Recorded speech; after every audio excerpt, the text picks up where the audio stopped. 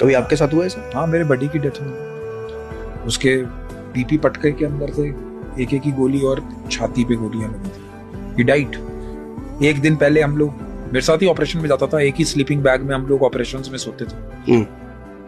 मेरे लिए दाल में तड़का लगा कर लाता था, और अपने घर जाएगा तो वहां से घी लाता था, वही मैं खाता था। आई वॉज यंग गाय, 23-24 साल मेरी उम्र होगी। सो जो मैं ये कॉमराडरी की बात कर रहा हूं, this can not be understood by normal people, because जो रिलेशनशिप्स एडवर्सिटी में बनते हैं, मुश्किल टाइम्स में बनते हैं, वो ज्यादा लास्ट करते हैं। तो मेरे को जब उसकी डेथ हुई, it happened in the morning some time, और he was shot. So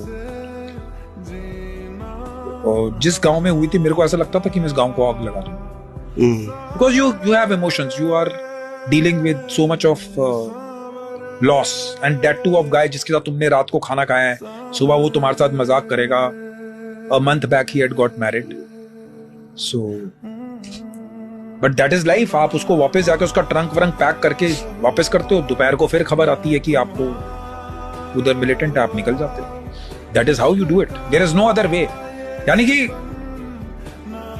combat operations में टाइम नहीं है।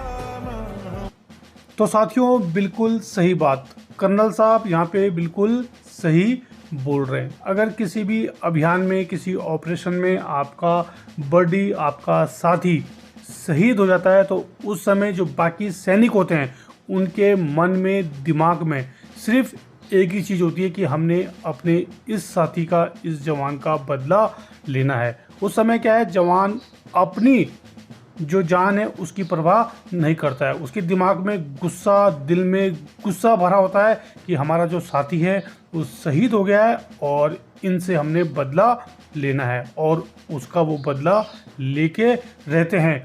चाहे वो उस समय ना ले, लेकिन उस जवान का बदला वो लेके ही रहते हैं। ये सेना का नियम है।